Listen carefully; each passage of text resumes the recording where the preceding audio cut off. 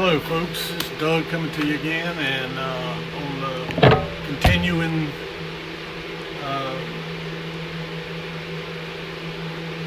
project that I'm working on for the shop here to get some storage for nuts and bolts and that kind of stuff, and some places to get stuff off here. As you can see, I've got my deck built, and I want it to be high enough up here for before I start my first shelf to be able to get stuff like this reclaim unit under here, maybe a few other things, heavy items. But as you can see my platform here, how I did it.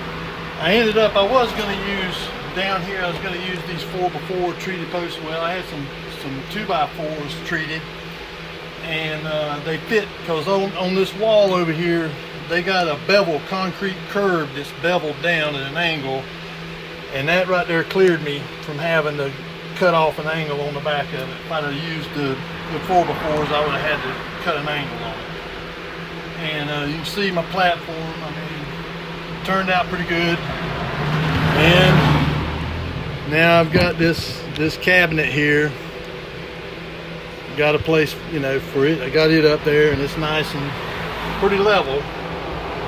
It ain't perfect, but then the cabinet ain't perfect on its own. I'm out maybe a ½ inch, but that's the bottom of this thing is the bottom of this cabinet's got a design in it, so it's kind of a cattywalker. But the platform itself.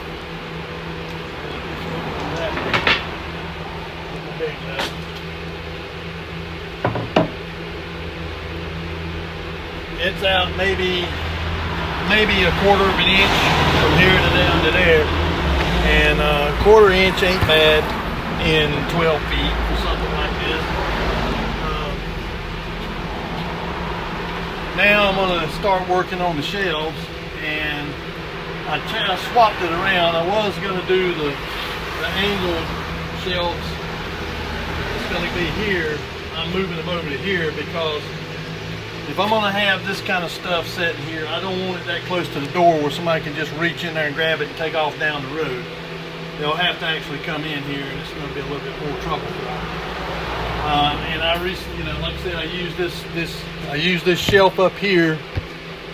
This shelf up here as my height gauge, and my distance back. So what I'm going to do now is I'm going to cut me some of these pieces of this wood here, and this is going to be what the shelves are going to set on. And I think I'm going to recess it back. Well, I'm going to make it right. I'm going to make it even with the front here, because what I think I might do to stiffen up the shelves is run me not necessarily this big, but run me something across the front of it like that, maybe half that size. I might have to rip that. Let's see, I had something up here that would have been about what I would have been going to use.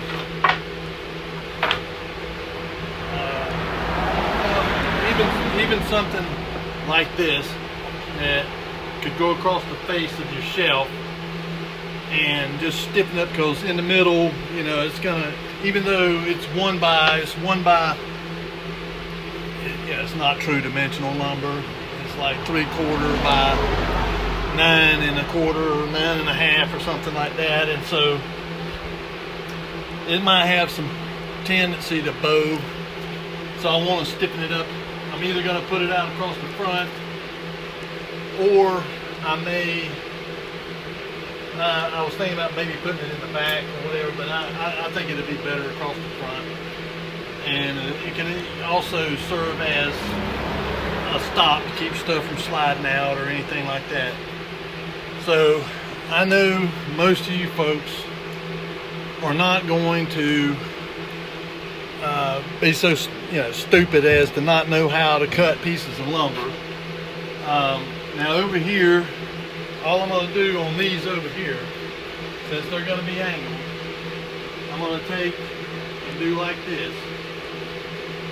Clamp it, and I'm going to just mark it on the back, mark it on this side here for my angles, and you know, just have it kind of like that, and then I can mark it back there, and I'll cut them all at one time. I'll put them on the saw, and I'll cut like 4 of them at a time, and until I get all of them done. And then, you know, and what I've been using, of course, might be a little bit overkill, but being it's a shop, you want stuff to be there to stay. I mean, I'm using, because this is like framing construction. I mean, this is framing construction, so you want stuff that's heavy duty that's going to stay there. And which I thought I had a box of these. I'm using these, and they use the T25 Torx. They're deck screws basically, but they're good for this kind of stuff. I mean, it's better than nailing and hammering and all that, mashing your fingers. And they hold good. And I even think maybe these have a coating on them that, like a glue, when it heats up, when you're screwing it in, it helps to keep it there like the nail, like those nails. And then I've got the 2.5 inch, and that's what I'm gonna be using on here. And I pre-drill everything because I don't want it splitting wood. And all I'll do now is I'll mark my height where I want this open space down on the bottom, which I've determined 16 inches is good enough clearance. And then I'm gonna mark my first shelf location, and I'll mark it on both sides, and then a foot apart all the way up. And then I'll cut. I think I'll be able to get like 4 in here, 4 shelves.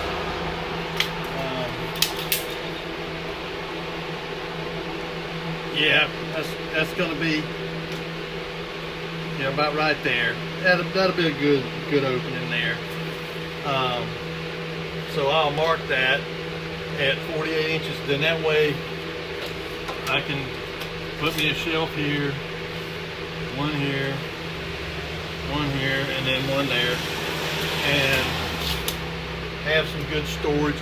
Because one thing, I mean, of course I've been showing this stuff, but this stuff here, you know, I've got and all that stuff over there, and as you can see over there, I've managed to get that whole top shelf cleared off over there, and a bunch of that rest of that bench, this section of bench, got it cleared off and put in a room in the back of the thrift store.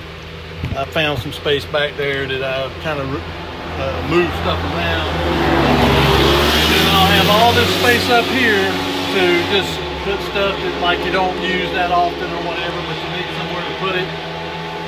Get it up off the floor, get it up here. It'll be so nice to get that done. And I worked until 9 o'clock last night on it because again I had to take this cabinet here, everything out of it, move it out, set all that stuff on the floor, and then get it back up here, and then put the stuff back in.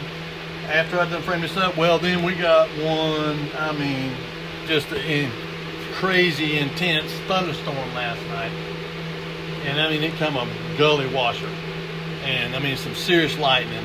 So I mean I just was trapped here kind of. So I finished up. I wanted to finish it up anyway, get it to a good stopping point. I always like to stop at a good point. I finished this last one. And if you notice up here, this is sticking out there. Well, they got this notched out to go around that. Go around the track for the door. So I put it on out though where it'll match the face of these. I didn't want it recessed back or anything because it wouldn't line up.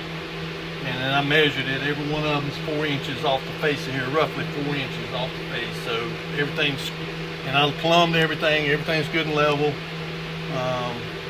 This is 4 foot between here, 4 foot between there. So I shouldn't have any problem cutting everything to length and then just boom, dropping right in there. I mean, this is the easy kind of stuff, and you know, like I said, I figure anybody that's watching this kind of channel is going to. And by the way, I got this on a tripod, so I could kind of you know, move it up and down and show you, and not have to hold the camera at the same time.